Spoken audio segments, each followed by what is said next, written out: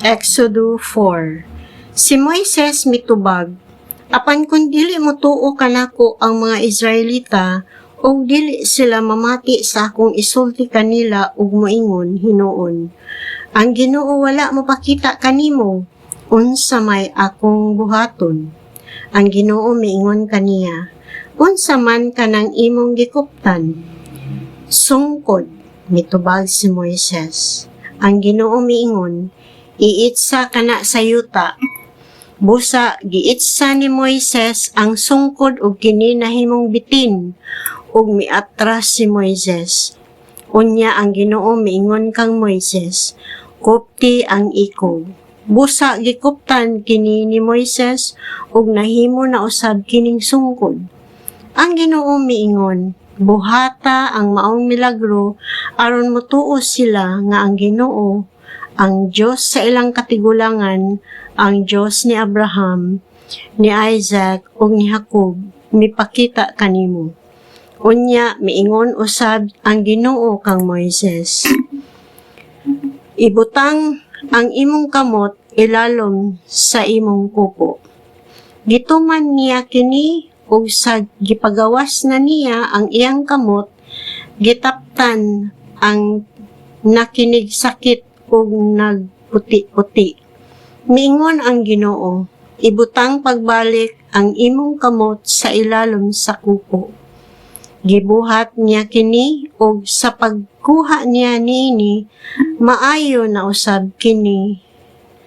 Ang Ginoo miingon, kung dili sila motuo kanimo o dili madani sa unang timailhan, motuo na sila sa ikaduha.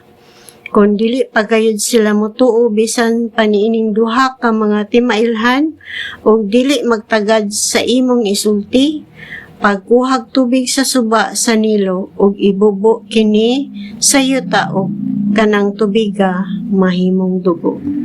Si Moises miingon sa Ginoo, apan Ginoo, dili ako maayong mosulti, sukad pan kaniadto. Yungit ako og magkanga nga mosulti. Ang Ginoo miingon kaniya, kinsa may naghatag og baba sa tao? Kinsay naghimo kaniyang bungol ug amang?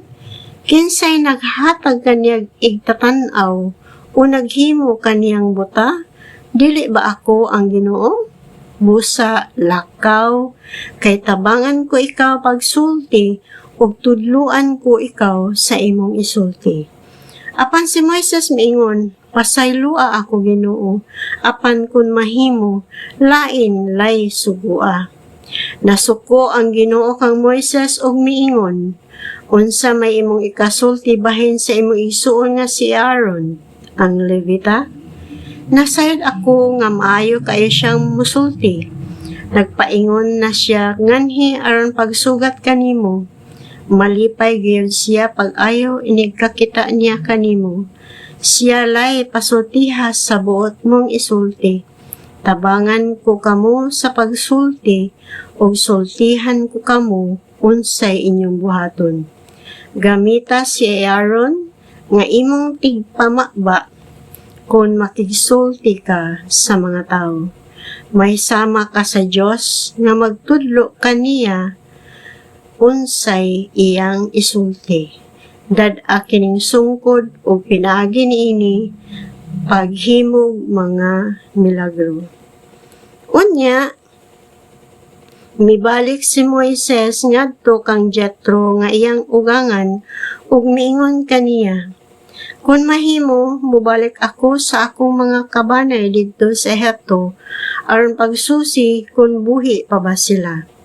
Og nanamilit si Moises kang Jethro o si Jethro miingon kaniya, lakaw o pag-ayo-ayo.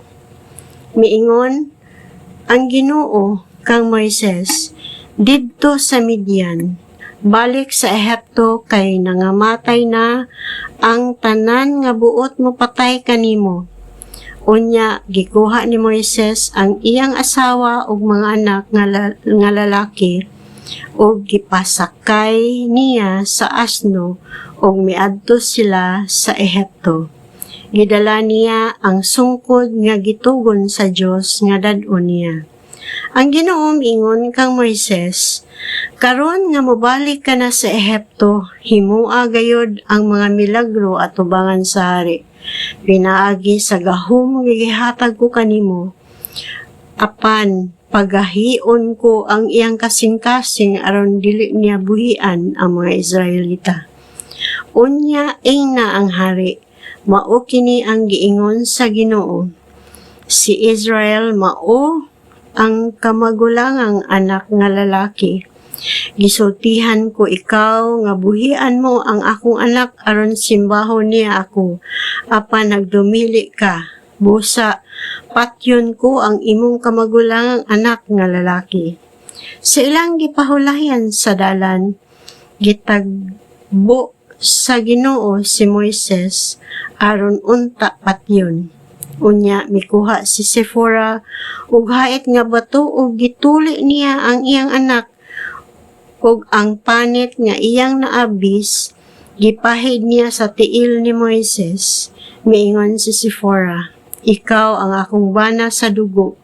Busa wala patya sa Ginoo si Moises. Mao kining higayuna nga miingon si Sephora, ikaw ang bana sa dugo tungod sa gihimo nga pagtuli. Unya ang Ginoo miingon ka nga Aaron, lakaw ngadto sa deserto ug sugata si Moises. Busa miadto si Aaron pagsugat kang Moises didto sa balaang bukid. Ug sa nagkita na sila, gihagkan niya si Moises. Gisuginla ni Moises si Aaron sa tanang nga gisulti kaniya sa Ginoo. Ingon man sa tanang milagro nga ipabuhat kaniya sa Ginoo.